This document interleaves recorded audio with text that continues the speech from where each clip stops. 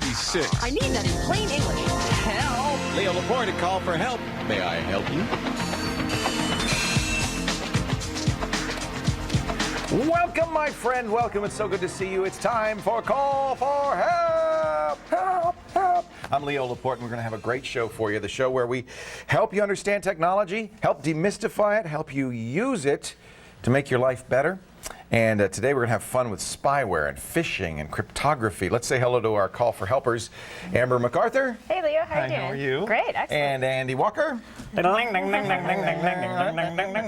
Straight back from Calgary in the big stampede? No. No, sir. I'm doing a spyware derby today. Are you? What, are you going to have a face-off, a race? Well, I just infected the heck out of a machine. Oh, no. You did? Mikey let you do that? Well, he went into the corner and he was like, "Don't please, no computers, please." and then we're going to run 3 different anti-spyware programs against it. Oh, that'll be fun. Nice. Yeah.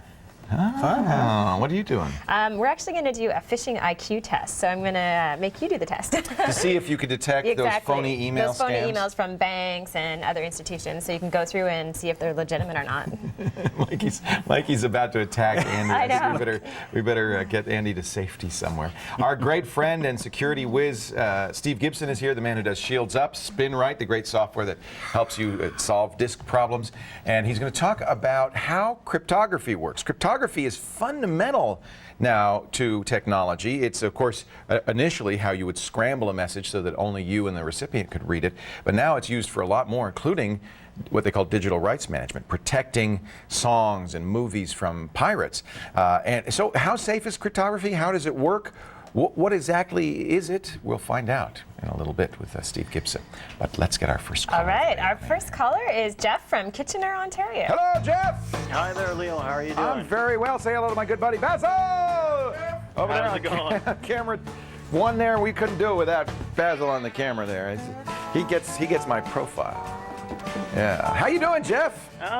Could be better. Uh-oh. What's the matter, sir? Well, a little while ago I had my hard drive fail, and basically it was to the point that it wouldn't write zeros to the drive as a formatting option. You couldn't even write to the drive at all. I couldn't even write anything to the drive. Yeah. Now it's been replaced under warranty, and I wanted to find out what the best sequence of installing things are, and what some of the things like spyware and antivirus, if there are any freeware or anything like that, Something that near, work out really well. This is near and dear to my heart, Jeff. Yeah, and it's also one of those things that I figure is good for, occasionally reinstalling Windows so it runs a little bit cleaner. The first thing you're going to do is you're going to install Windows XP, I presume, yeah? Right, Okay. yeah, XP Home. So install XP. And after you install XP, do not go online yet. That's kind of rule number 1. If you took a clean install of Windows XP and hooked up to the internet and just surfed for 30 seconds or even less, you would have a virus within that time. You'd have something called Sasser, which is a network virus. It's endemic in the internet right now. It's always there. It's always looking for vulnerable computers. And a plain vanilla install of Windows is a vulnerable computer. Now, there are a couple of ways you can prevent getting Sasser. One is a firewall, and even a router will do that. And the other is to install Service Pack 2, which patches Windows. So before you go online, you do your fresh install, the very next thing you should do is install Service Pack 2. Okay. Unless you're lucky enough to have a copy of Windows XP that has Service Pack 2 already installed. Most of us are not. Unfortunately not, Right. yeah. Now you can get a CD, and this is the best way to do Service Pack 2 is not to do it online, but to get the CD. And Microsoft will send you a free CD. There's a link in the show notes. You can just do a search. And that's probably a good idea. Or, failing that, download the full version, not just the Windows Update version. Download the full version. It's about 272 megabytes, and install that. So I would have that disk handy. I would have a Windows install disk and an SP2 disk, and those are the first 2 things. Before you do anything else, put those on there. Okay. The SP2 install will do a few things besides patching the system so that you get all of the updates on there, which eliminates things like the Sasser vulnerability. It will also turn on the Windows firewall, and that's a good thing. Do you have high-speed internet? I do. Do you use a router? Do you use a box to share the internet? I would if the wireless router would work for me, but somehow for some reason it wasn't in the past. A router is a good idea even if you're not sharing internet. Even if it's just you and the computer, you and the internet, and the cable modem or the DSL modem, it's a good idea to put something in between the two of you for a firewall. That's a very effective firewall, as Steve Gibson has told us many times. That's a very effective firewall. Do you have DSL or a cable modem? Cable. Okay. It's nice. I highly recommend for DSL users because the router will also do your dialing, so you don't have to put any additional software in your computer. So if you don't want to do a router, at least make sure that Windows Firewall is turned on. I think that's probably sufficient in terms of a software firewall. I'd like to see you have a router, but that's up to you whether you want to spend that money. A router? Yeah. Well, this is actually more than a router. This is a hard drive and a router, but it looks like a router. And so the idea is that the internet gets plugged into one port on the router, and your computers get plugged into the other ports, or they get online, as you said, wirelessly. If yours isn't working, that's not going to do that. And I've got a D-Link wireless. Yeah. I think it's a 614. Does it have hardware ports as well? Yeah, it does have 4 of them. Then just use that. Yeah, okay. And put that in between your cable modem and your computer. The awkward thing is it's had some issues trying to work with the cable modem, but I need to try and figure that out. Yeah, you know, frequently what cable modem companies do is they notice what equipment's on the system. They keep track of the MAC address, and in order to put new equipment on there, you got to shut down that cable modem and let it sit. Yep. And then plug it back in, and then it'll go, huh? What? And it'll look again at the hardware. I don't know why they have to do that, but they do. Now, what's bad is some cable providers even go the next step and actually record that on their servers, and that means a call to the cable company saying, "I've changed my equipment." But if you can, I'd like you to use that router. Now, there are some security things if you're using a router that you should use. Andy's got a good article on that. Chiefly, change the password on the router because the default password everybody knows. Yep. And I would check and see if there's a firmware upgrade on the router because sometimes there are security holes on the router. You want to upgrade that. And Steve Gibson says, and I agree with him, turn off universal plug and play on the router. That makes it easier for you to use some software like Messenger's video capability on the computer. However, it also means it's possible for a bad guy on your computer to open up your firewall and make it just, useless. Now, when it comes to installing software, yes, you have to have, I don't think you need a firewall because you've got that hardware router. That's just as good as anything else. But you do have to have antivirus and anti-spyware. You only need one antivirus. Don't get a bunch of them. Okay. They often conflict. I would suggest the next order of business is going online and running Windows Update, get the latest updates. Right. And then we got some good free ones. AVG, we just looked at one called Antivir. I would download one of the free antiviruses. I think they're fine. And I remember running AVG on one of my previous computers from back in the days when you're on on screensavers. It's perfectly good. I see no reason not to. This new Antivir that we just showed as a free file today, I'm pretty impressed with too. That'll be in our free file listing. So that's good. And then it's okay to have more than one anti-spyware. In fact, I recommend it. And the 3 I recommend now are Adaware, Spybot, and Microsoft's anti-spyware. And I have links to all 3 of those in the show notes. They're all free. And what you want to make sure to do is turn on the real-time protection in Microsoft's anti-spyware, because that protects you against browser hijacking and some other kinds of spyware intrusions. The real-time protection is very effective. I used the immunization feature of Spybot, and actually I use them both. They don't seem to interfere with each other. That's a potential problem there. But at least use the Microsoft anti-spyware. So that's it. And I think at that point you're done. Make sure your Windows updates are automatic and turned on. Make sure you regularly update the spyware, anti-spyware, and the antivirus. Okay. And I think you're well protected. If you don't open attachments, you keep these things running. I think you're going to be completely free of problems.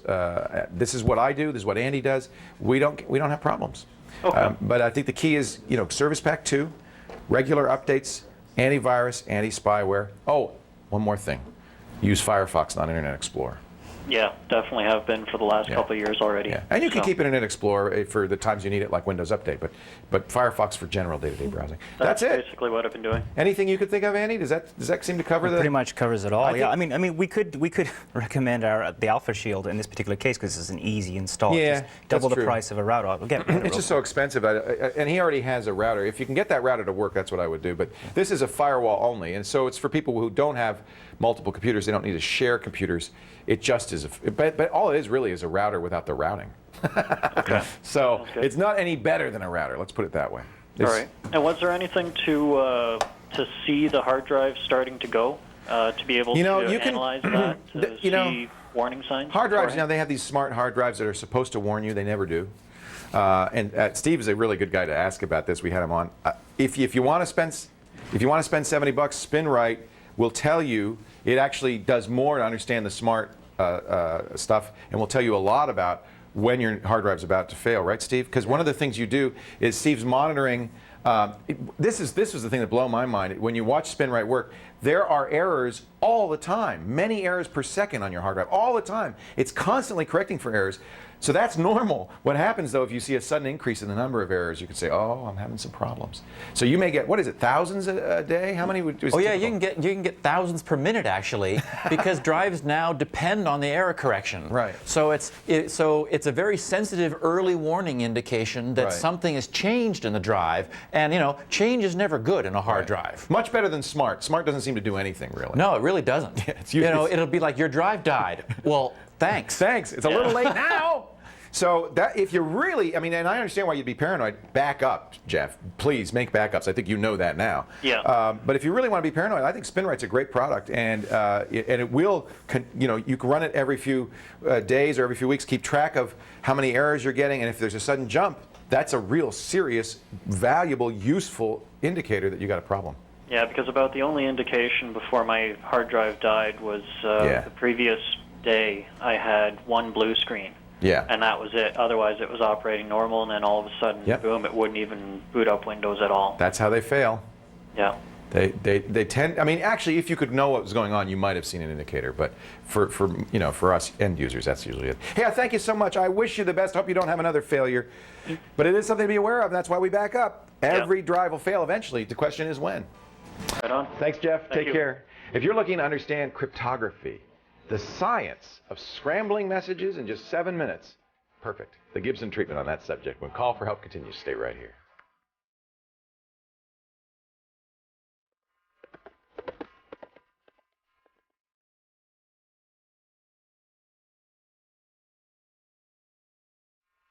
From the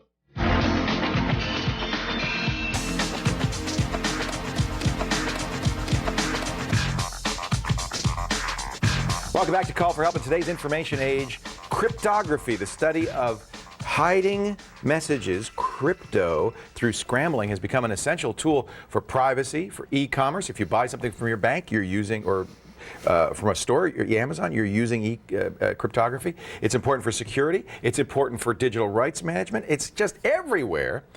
And it's not just for governments, although for a long time the U.S. government tried to classify it as munitions, saying you cannot export it, but now everybody has access to strong cryptography. And we have a specialist here with us, a guy who knows about all this stuff, and we're so glad that he is here, Steve Gibson. We're hoping that in 7 minutes, Steve can explain to us everything you'd ever want to know. I think we can do that. No.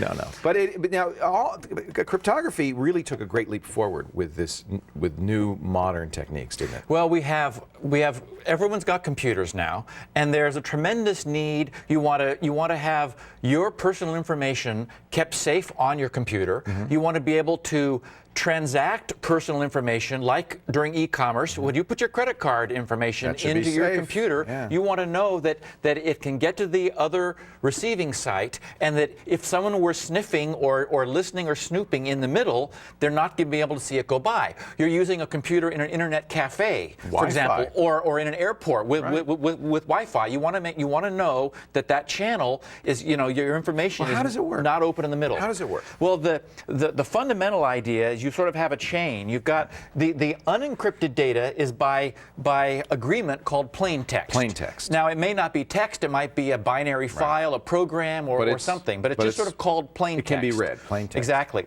Then it gets encrypted through some process that turns it into what's called ciphertext. Okay. Now, the idea is that nothing can figure out what that is. A good encryption algorithm turns this into literally random data. It's not compressible anymore because there's no pattern in it. It's literally just noise. It's like static. Okay. But the matching decryption process that matches the encryption process is able to turn what looks like absolute noise back into plain text, back into the original data that was sent in. Now, in World War II, of course, the German U-boats used the Enigma encryption technique. They had machines on the boats, and they had machines in headquarters, and it was the recovery of the Enigma machine that allowed us to kind of start to win the U-boat war.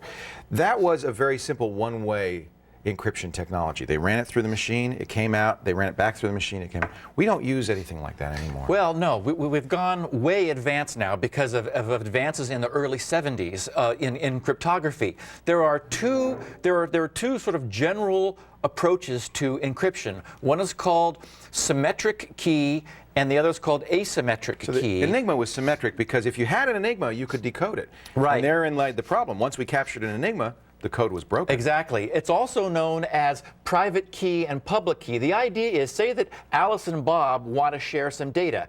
If they agree beforehand on a secret key, then Alice is able to encrypt something using her secret key over the line. It just looks like noise, just like it's ciphertext. Then Bob, who has the same secret key that was agreed upon beforehand, is able to decrypt Alice's message. Same thing as a decoder ring you get in the mail. Well, exactly. The problem is, how do we transmit the secret key safely? Well, exactly, as long as there's like some way, and in fact, today, since that's the most secure thing you can do, there are couriers who will courier a secret key somewhere in order to allow something to be encoded or decoded. You never know if it's been compromised. Well, and the other problem is that if someone did record this what looks like noise, and then later captured the secret key, they could decode it. Well, the other cool technology that was created was it was called this public key technology. In public key encryption, you use one key to encrypt and a different key to decrypt. Now, this was brilliant because I no longer have to send you a decoder ring. I can send you a public key. Well, in fact, you could have a directory of public keys. Everybody can know it. Where it's public. So now Alice encrypts her thing with her private key. That is a key that is secret to her. And she publishes her public key, meaning that Bob then is able to receive the message from Alice, look up her public key, and use that to decrypt her message. No, it's the other way around. Actually, it works both ways. Because if I have the public key, I can decrypt your message? Yes, because if you have a public key, you can decrypt the message encrypted with the private key. Oh. And if you have the private key, you can encrypt a message encrypted with the public key. So why would we use the first technique? Because anybody can decrypt a private key encrypted. The reason would be, say for example, Bob wanted to absolutely know that it came from Alice. Right. Only if Alice had encrypted it with her private key could Bob decrypt it with her public key. So this is what we call signing. And I send out all my messages signed with my private key. Actually, signing is a little different. No, it's not. Because the reason is that this asymmetric key, this public key encryption, is incredibly slow. It's 1,000 times slower than symmetric key. Yeah. So what a lot happens? of processing. Exactly. So what happens is we'll take a document like email, and we'll do something called make a message digest. That's another one of these technologies where a message digest reduces a whole document of any size down to a small token. Yes. That's what you encrypt. I send that. Yes, you encrypt that because that's always going to be quick, even with public key. Then when Bob receives, for example, the message and the message digest, he only has to decrypt the digest. And using the public key, widely known key. Exactly, using the public key, then he's able to take the document you sent, make the digest himself, and compare them. And then he could say, I know that Alice sent it, and it hasn't been changed. And that she signed it. Yep. And, it hasn't been changed. Right. So that's using a private key on that end, a public key on this end. If I wanted to send Bob something private that only he could read, how would I do that? Exactly. Now you look up Bob's public key, and you encrypt something using his public key and send it to him. And since only he can read it. Because he's the only one with the matching private key. Got it. So so this public key technology where you're able to go either way, and one key is known, the other is kept secret. It's very powerful. Gives you all kinds of ways that you're able to move data around and assure that nothing has changed, and people are able to sign things that you can prove they signed because they're the only people with the private key, and you're able to verify it with the public key. One last question. Will this ever be cracked? How powerful? How successful? It is really, really difficult to crack this stuff. Now, I mean, we don't even know how difficult it is. For example, these are typically 64 bits are used. To give you some idea of the strength of that, 61 bits is the lifetime of the universe in seconds. So this is 8 times more than the that. lifetime of the universe measured in seconds. And frequently, you'll even use bigger encryption keys. Yeah, 128 is I mean, who knows how big that is? So this probably, It is can't say it's- really can't safe. say for sure, but probably is completely safe. You know, even knowing how much more powerful computers are going to get in the future, Yeah. this stuff is safe. I love it. If you want more detail on the Gibson Research Corporation, SpinRite, Shields Up, all the great things Steve does, go to grc.com. And to read more about public key cryptography and why it has changed the world, really, go to callforhelptv.com for our show notes. Now, before we can tell you how you can win your very own secret cryptography, secret decoder ring, let's do a skill test first to see if you really are as smart as you think you are. When did the first nuclear power plant come online? Some people can't even pronounce that. April 15th, June 27th, March 20th? It's pronounced nuclear. Go to the website, give us the answer. We'll talk about it when Call for Help continues. And what do they mean by that?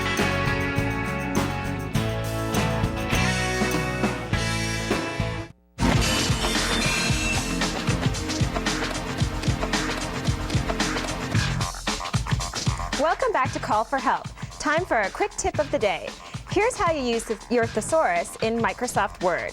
All you have to do is click on the word, highlight it. Here we're highlighting the word easy. Leo Laporte helps to make technology easy. If I want to find a different word to use, like simple, I just click on that word and it automatically inserts it in the document. So this is really helpful if you're writing a document and you don't want to use the same word too many times. And now we have another caller. We have Danny on the webcam from Moncton, New Brunswick. Thank you, Amber. You got to be careful, though. I think you changed that sentence to Leo Laporte is simple. I don't think that's what we wanted. Hey, Danny, how are you? Hi, Leo. How are you? Whoa, there he is. It's good to see you. Good to see you, too. So what's up in the Danny household today? Well, I'm in the middle of putting my own show together. Wow. Basically. That's great. Yeah. What you yeah. mean a TV show? What kind of show? Something like a game show. A game show. Cool. Yeah. Yeah. And basically, my question is, I got a flash file. Yeah. Okay.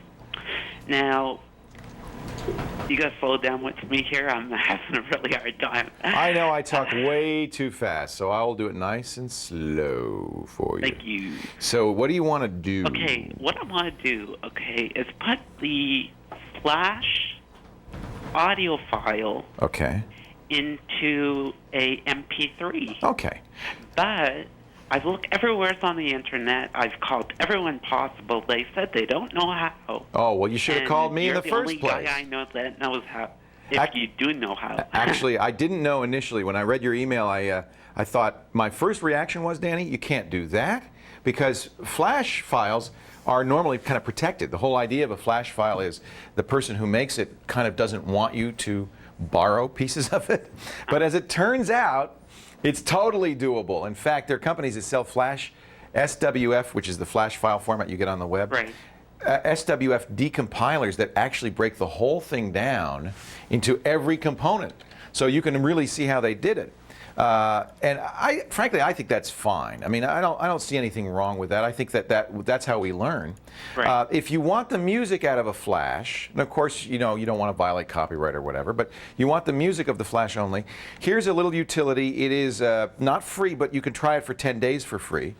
It's called the 123 Flash Sound Extractor, and actually, this is a company that makes an image extractor as well. But you can download it for free and try it for free for 10 days, and it does exactly what you want to do. It turns a flash video into MP3s, and it works with Flash MX as well as the older 3, 4, and 5. So it'll do exactly what you want it to do. What is it that you have that you want to get?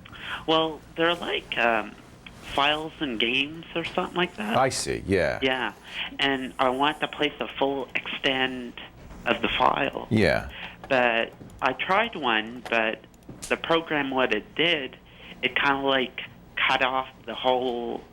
It only played I think 5 or 1 minute of Right. the program. Right. And it totally cut off the rest of the the audio file. I think that that it could be, and just something to be aware of, is it could be that they don't have the whole clip playing all the way through the flash, that the whole clip may not be there, or they may repeat. One of the things that people do with Flash, the whole idea of Flash is to make this as small as possible so it's not a massive download. So people who create Flash animations frequently play a lot of tricks to make it seem like it's longer. So for instance, there may be a 3-minute Flash animation that's all singing, all dancing, but there may only be 30 seconds of music in there that they repeat 6 times to get 3 minutes, you see?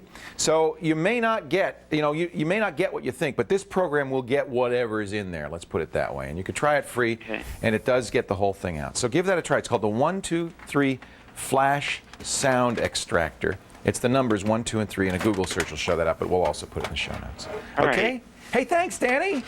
Listen, before I let you go, Yes, sir. can I ask you one last question? Real quick, because we're running out of time here, yeah? All right, right fast. Do you think I could say hi to a few people? Well, who do you want to say hi to? Well, it's all my deaf friends. Oh, yeah, please do. And it's Jerry, Dee, Marielle, Alvin, Peggy, Brent, Franklin, Michelle, David Connor, Sharon, Cheryl, and Bobby Wood, and Doug, and that's all of them. That's great. How do you know them? Do you know them from a website, from a chat room, from a message board? No, actually, it's I do sign language. Oh, that's neat. So Yeah. they're what we call RL friends, real life friends, huh? Yeah, Well, I'm glad you could say hi to them, Danny. We'll say, and I hope they all watch the show. they do. That's what I want to hear. Thanks I a love lot. it. Have a great day, okay? Okay. Take care. Are you getting phishing emails? You know those fake, phony emails that are trying to get your personal information out of you? Well, find out how to sniff out the good from the bad. Amber's going to test me to see if I can do it. Next on Call for Help. Stay right here.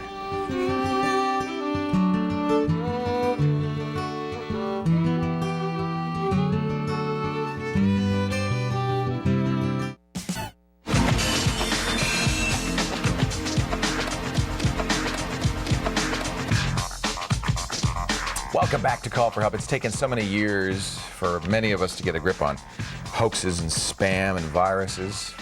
What about those emails? They look so official.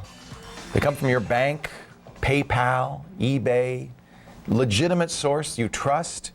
And they say, we need your password. We're having some trouble with your account. You may lose your account. Somebody's been using it illegally. We better respond and fill out this form. Well, don't be so quick to do it. Amber's here to protect us from phishing fraud and 5 tips to do it. All right, so First, let me ask you. Yes. Have you ever been phished? Yes. Have you ever been caught? No.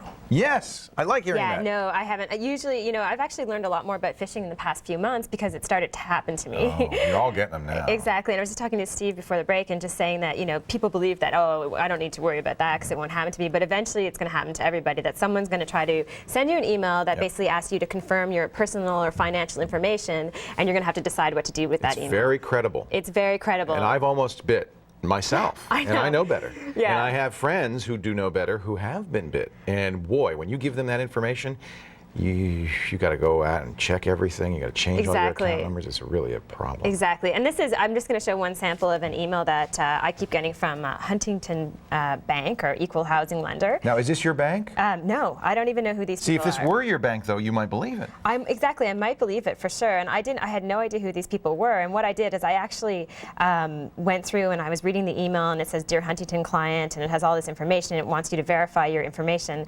And, obviously right away, if you don't bank with them, you don't need to worry about anything, right? But it does look legitimate to a lot of people who would get this email because it has, it has a logo on the top, and it seems fairly legitimate. Anybody can do that. Yeah, anybody can do that, but it's a little frightening when you keep getting these emails. So we're going to show you. Now, and by the way, almost always they'll have a link in there that you click. Yeah, exactly. That take you to a website that will look equally official. Yeah, equally official, and I'll actually log in. So it's important to, just kind of ignore some of these emails. And here's a good way, actually, to just go through them and decide whether or not you should click. This is from a website called mailfrontier.com, and what they do is they make anti-spam software. Okay. But they also have some really good tips for finding a fish, so to speak. And they talk about the first thing is to obviously be careful. If you don't bank with that company or you don't have any relationship with that company, you should make sure that you don't. That's pretty obvious. Yeah, that's pretty obvious. So just delete that email right away. Right. And then if you bank with them or you do business with them, such as an Amazon or PayPal or eBay or company like that, make sure that you read the email. And if it just doesn't make sense, if it's not logical, logical and you haven't done any transactions or anything, just also ignore it. The third thing that they talk about to be careful of the email is that don't click on any link that arrives in the email that asks you to sign into your account. This is probably the most important thing. Yeah. So if you are a little bit suspicious, if it's coming from your bank or it's coming from eBay or our company looks legitimate and you have an account with this company, then go to the company's website or go to the financial firm's website. Open your browser and type it in by hand. Type it in and then enter your username and password. Then and you know you're on sign the in. site. Exactly. And then once you sign in, maybe there's a message for you, but chances are there's not, because most of your banks don't communicate with you like this. Especially now. Especially now, for sure. So what we were going to do also on Mail Frontier is there's a little phishing IQ test. We don't have time to do all of them. There's 10 questions, and there's sample emails. So we're going to try this one right here. This is from eBay. Yeah, this is from eBay. Oh, hold on a second. It's very busy right now. Everybody's doing it. It's very busy.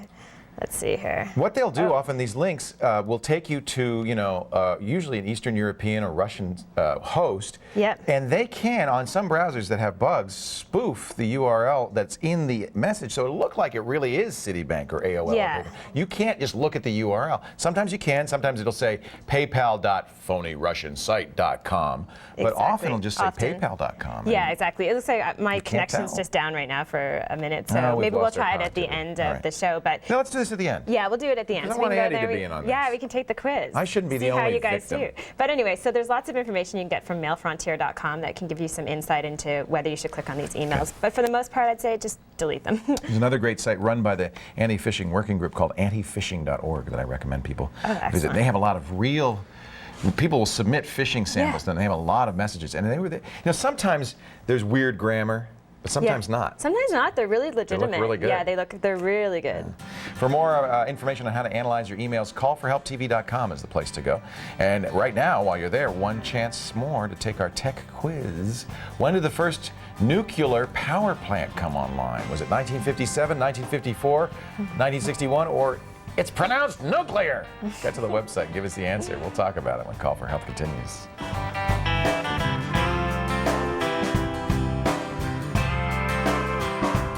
From Toronto, Montreal, New York, London, and more. From the streets of San Francisco, we've got weekly comic updates, awesome developer interviews. Here in LA, we have the entertainment scene covered. You gotta love that. This is the Electric Playground.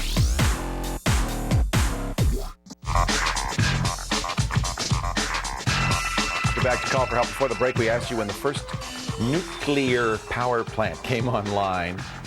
Well, of course, I got to say 54, right? If you're going to say, it could have been in a university basement or something. Yes, because nuclear power was discovered in 44, 45.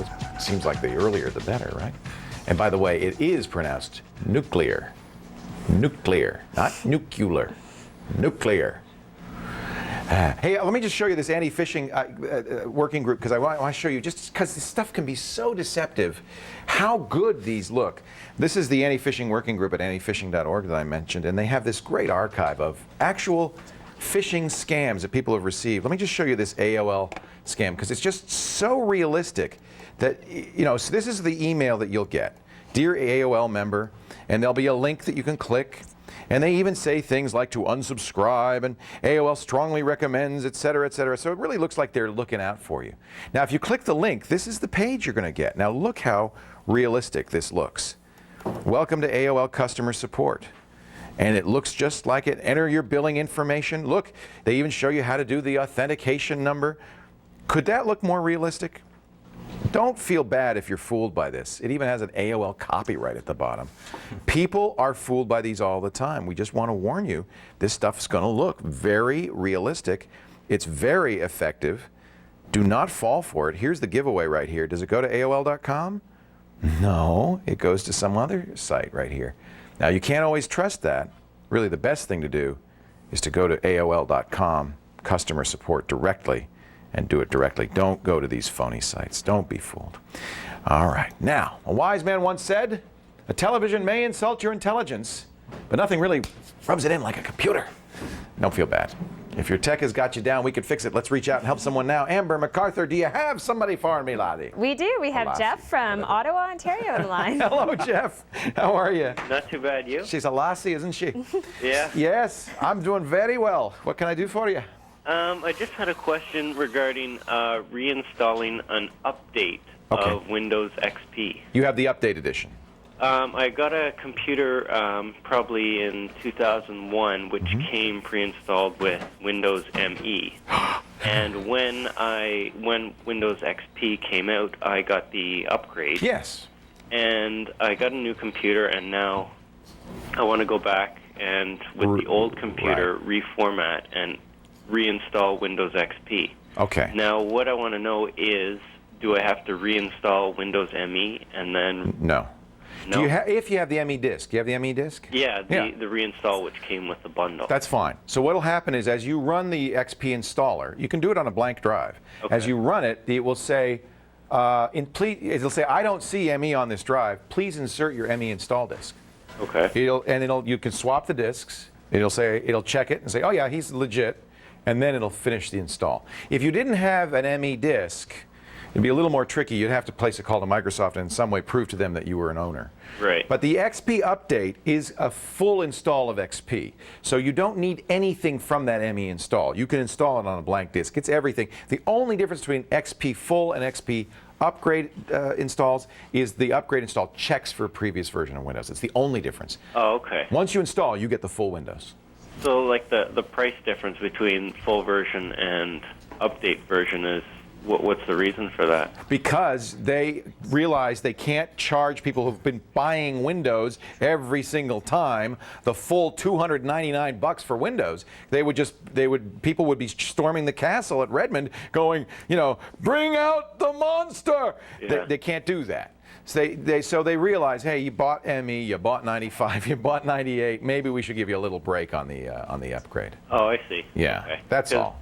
What I was initially thinking is, I have the OEM version of XP from my new computer. Would I just use that and then put the code in? You could probably do that too if you had separate activation codes for both, serial numbers for both. So it's not the disk, it's just the activation. Yeah. There's nothing encoded on the disk. Okay. Andy said he has. Well, I just had a thought. Let's say that you lost your ME or it was damaged and it couldn't be used to validate. That's exactly the problem. Yeah. Right. You could go get yourself a copy of Windows 98 if that was still on the approved list for the upgrade. That's right. Or and it's basically just a validation ticket, and so it could be 98 ME. It could be a copy of Windows 2000. Any of the authorized any version of Windows. Yeah. Right. Exactly. Yeah. So that's and I've done that before. I've lost my validation. I just went and bought an old 98 copy on eBay. That's a clever idea. And it works.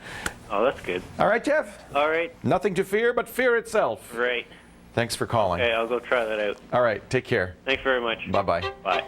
Yes, my friends, we now know there are imposters on the web, and they're trying to convince you that you're on a site that you really aren't on. It's very confusing, all this phishing and scamming and spoofing. Amber is going to show us a quick and dirty download that'll tell you if you really are where you think you are. Yes, I am. This is actually called Spoof Stick. Spoof Stick. Yeah, so their little tagline is browse freely but carry a spoof stick. So it's kind of fun. What a good idea. I know, it's a really good idea. So what it does is you can see right here, it shows the URL that you're actually on. Shmoo.com. Yeah, shmoo.com. So if you just zoom in on this right here, you can see where you actually are on the web. And so that gives you some information. I've been wondering, because I've been seeing this run on your browser all this time. I didn't know what that was. Yeah, so that was Spoof Stick. Huh? It's Spoof Stick. And so this actually works in Firefox and Explorer. Oh, it's not a Firefox extension? No, it works in both. Okay. It works in both as well. And we're just going to show a quick sample of the difference. This is... Shmoo, the Shmoo site is actually a demonstration of the flaw in Internet Explorer that allows people to spoof the URLs. Exactly. So this is an example of the real Shmoo Group site. Right. And as you can, if we just go back to this, we can see Spoof Stick says we're on the Shmoo Group. So you can trust that as opposed to what you see on the right, which is what the URL says. Let's go to a spoof site. And then we'll go to the spoof site for the Shmoo Group. And as you can see right here on the left, it says XN. And then the shmoogroup.bgk.com. The Shmoo Group, actually, they changed the spelling. So this is just a quick example. It's a close fake. It's a close fake. So it's a way to actually test out and see where you actually are. But notice on the right, the HTTP says the shmoogroup.com. You're at the Shmoo Group as well. So they've spoofed your browser. They've spoofed the browser. But not Shmoo Spoofs. Not it's hard to say. Not Spoof Stick. And you can also, here's another, you can also within Spoof Stick, you can also, actually, hold on here. You can also go in and you can customize Spoof Stick. So let's see, configure it. So if you wanted to appear very large if you're worried about going to sites that are spoofed, and you can change the display color and all of those things. So It doesn't you can have to see be really hot big. pink? That's a yeah. Wow. Yeah, that's a little too large, but this is just You know, bigger and easier to see. This would be a good one to put on Mom's computer if your support for a family member or a friend who isn't as computer literate as you are. This would be a really good idea, and say, hey, Mom, read that. Don't read Exactly. what it says in Don't read what's actually in the address bar. And read it carefully. Yeah, so the spoof stick, we'll put a link to this on callforhelptv.com. Very clever. Thank you, Amber. Our free file of the day. Yep. You want more free files? The same place? Yeah, you can email me at amber@callforhelptv.com. Yeah, send her your good ideas. Now, coming up, the great Call for Help spyware Doiby. We're going to test 3 free anti-spyware programs on a really messed up machine. We'll show you how well they work when we come back. Stay right here.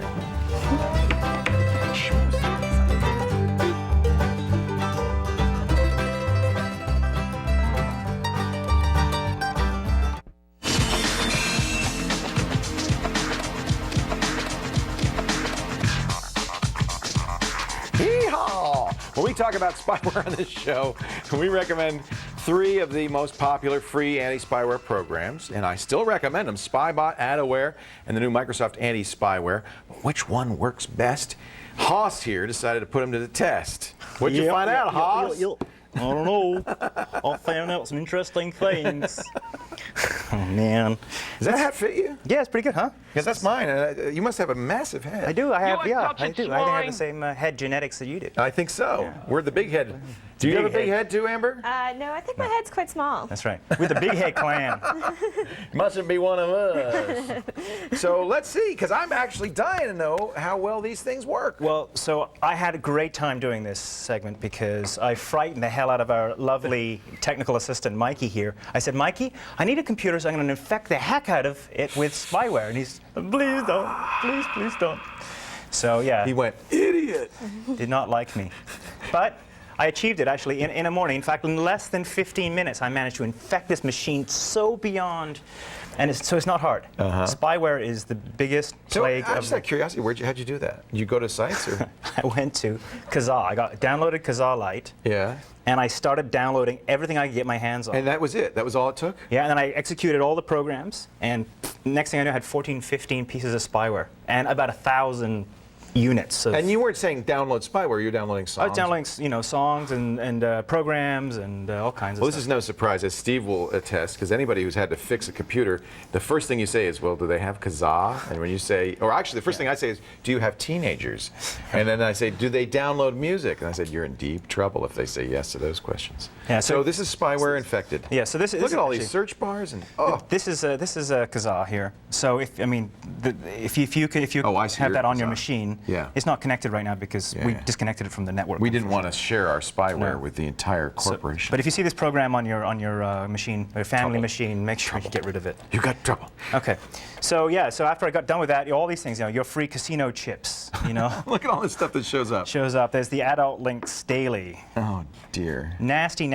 So, I installed the Microsoft anti-spyware beta. Yep. I installed Adaware SE. Yep. And I installed Spybot Search and Destroy. All 3 programs that are we recommend here on the show on a regular basis, and ran them, updated them all on the spot to make sure they had the latest signatures, and just went run. And I ran a quick scan on all of them just to see exactly what they come up with. Yeah. And then created a little chart that sort of compared them side by side as to what they picked up and what they missed, and that sort of. So did you run them each individually on the same setup so that they had each the first ones on it, or did you run them sequentially? How did you do that? I installed them all, and then I ran Microsoft Anti-Spyware first, and then I ran Spybot, and then I ran Adaware. Okay. And but you never disinfected, so you know. No. I turned all the disinfectant off, and I basically said, no, let's just see what leave it the way it is. Okay. And so as you can see here, Microsoft Anti-Spyware picked up, I think it was like 12 or 13 different signatures. Right. But let me show you real quick the chart that I created. Now, one thing I have to say is that some of the spyware programs, and I think they're all guilty of this, sometimes will flag things like cookies that aren't really spyware. That's right. And so they may come up with numbers that are artificially inflated. That's right. I mean, they're maybe a cause for concern, but not necessarily spyware. What I did on this chart is I just basically listed all of the everything that everything found. Right. And then I said, okay, well here's the spybot list, and green means it found it, and red means it didn't. It's interesting that Microsoft and Spybot both thought Kazaa was spyware itself. Right. Which it isn't really, but it's just an avenue for spyware. Well, actually, when you do install Kazaa Lite now, it actually asks for it to install a daughter program. Oh, so maybe that's what happened. Well, actually, it's ad-based. It's ad-based, so technically it could be.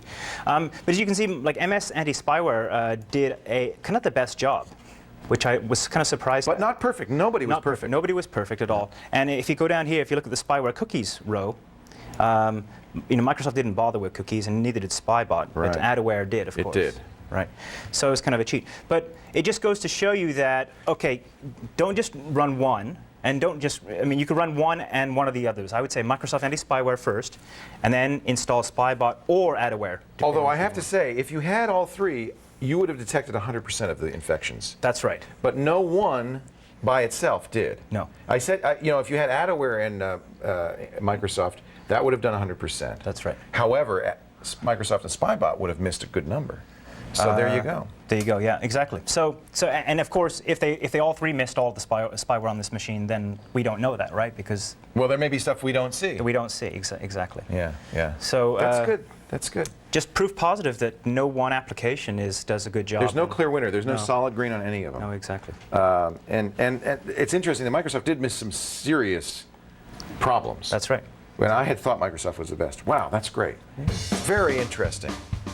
Well, now we know for sure. For more information on Andy's segment and how you can affect your system with spyware, and links, of course, to the 3 programs we recommend, go to callforhelptv.com. We'll be right back, partner, with 2 cents worth, the last 2 cents when Call for Help continues. To stay right here now, y'all.